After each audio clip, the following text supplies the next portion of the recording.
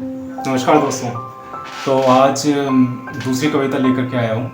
आशा करूँगा आप लोगों को पसंद आए। ये कविता हमारे अतीत के बारे में है कि हम जब छोटे थे बचपन में, तो वो अच्छी अच्छी यादें हमारे पास थीं। आज जब हम छोटे बच्चों को देखते हैं तो हमें महसूस होता है काश वो समय हमारे पास वापस आना चाहिए। जब हम छोटे थे तब हम ये सोचते थे कि कब हम बड़े होंगे और बाहर घूमने को निकलेंगे, मगर जैसे जैसे हम बड़े होते गए एक जिम्मेदारी भी आती गई। और जब हम देखते हैं ना बच्चों को कैसे वो हंस रहे हैं, कोई टेंशन नहीं है, कुछ नहीं है, तो लगता है कि हाँ उस समय वापस आना चाहिए। तो सब चीज़ों को ध्यान में रख करके मैंने कुछ लाइनें लिखी आप सभी के सामने पेश करना चाहूँगा। कविता का शीर्षक है मासूम सा बचपन। तो शुरू करना चाहूँगा। यूं तो हर बात पर हंसने का बहाना आए, यूं तो हर बात पर हंसने का बहाना आए, फिर वो मासूम से बचपन का जमाना आए। काश लौटे मेरे पापा भी खिलौने लेकर, काश मेरे पापा भी लौटे खिलौने लेकर, काश फिर से मेरे हाथों में खजाना आए। छोटी छोटी चीजें खजाने से कम नहीं होती थी। मुझे याद है कि 5 रुपए का वो एक क्रैक्स का पैकेट आता था, ठीक है, ये टॉफी ही सही, तो उसको पाने के बाद जो खुशी मिलती थी ना, आज की डेट में अगर रुपए भी खर्च कर दें तो उतनी खुशी नहीं मिलती है। हो सकता है कि आप एक इंडिपेंडेंट हो, मगर वो छोटी छोटी सी चीजें उनको पाने के बाद वो मन खुश हो जाया करता था। कहीं ना कहीं अब ऐसा अलग सा महसूस नहीं होता। कि काश लौटे मेरे पापा भी खिलौने लेकर, काश फिर से मेरे हाथों में खजाना आए, और काश दुनिया की फितरत भी हो मेरी माँ जैसी। एक बहुत अच्छी बात है कि माँ तुम्हें जिस तरीके से प्यार कर लेती है ना, मतलब माँ बाप जिस तरीके से तुम्हें प्यार करते, तुम्हारी फिक्र करते हैं, दुनिया में कोई भी उस हिसाब से तुम्हारी फिक्र नहीं कर सकता। अगर इंसान आपसे बात भी कर रहा है तो कहीं ना कहीं उसका कुछ अंदर से कोई मतलब होगा, कोई बात होगी। तो एक माँ है जो अपने बच्चे की फिक्र बिना किसी मतलब से कर सकती है।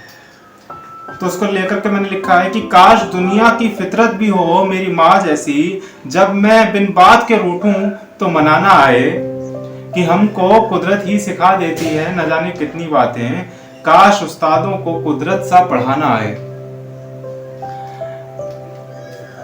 जो नेचर है ना, नेचर में इतनी ताकत है, अगर कोई उसको ऑब्जर्व कर रहा है बहुत गहराई से, तो कुदरत अपने आप में काफी बातें आपको सिखा देगी। आप अगर उसको देखो, एक जगह स्थिर होकर अगर बैठो, तो आपको बहुत कुछ सीखने को मिलेगा।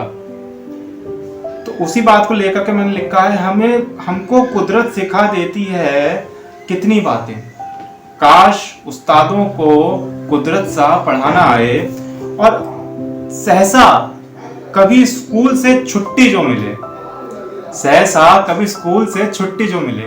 कभी कभी ऐसा हो जाया करता था कि हम लोग स्कूल जाते थे रिक्शे में बैठ करके। आज के समय में तो काफी ऑटो, वैन और स्कूल बस वगैरह हैं। एक टाइम था जब हम लोग रिक्शे में बैठ के जाया करते थे, तो इतनी दूर तक जाना और फिर वहां जाकर के पता चले कि आज तो स्कूल की छुट्टी है, तो एक अलग ही लेवल की खुशी होती थी। पता नहीं जैसे कौन सा त्योहार है, क्या है, घर वापस जाते हुए जो शोर मचता था वो तो अलग ही था।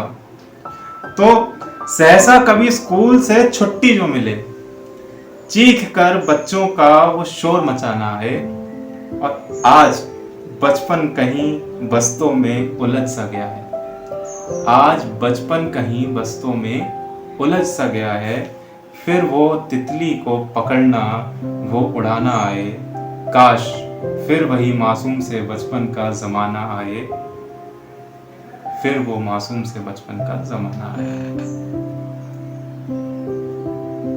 वो किलकारियां, उस जो चीजें हमारे दौर में थी, मैं इतना भी पुराना नहीं, मगर सन 2004-5 जो मैंने देखा है टाइम, हम लोगों को स्कूलों में डस्टर से मार भी पड़ती थी, ठीक है, संटियाँ भी पड़ी हैं, संटियों से सुताई भी खाई है।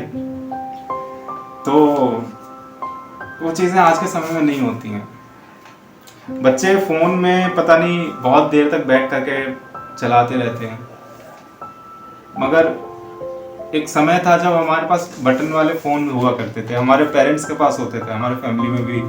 हमारे पास तो वो छोटा प्लास्टिक वाला फोन हुआ करता था, उसी में सुकून था, एक स्थिरता थी। आज अगर देखते हैं हम, बच्चे फोन इस्तेमाल कर रहे हैं, सही है स्मार्ट हो रहे हैं, मगर वो बात नहीं है जो होनी चाहिए।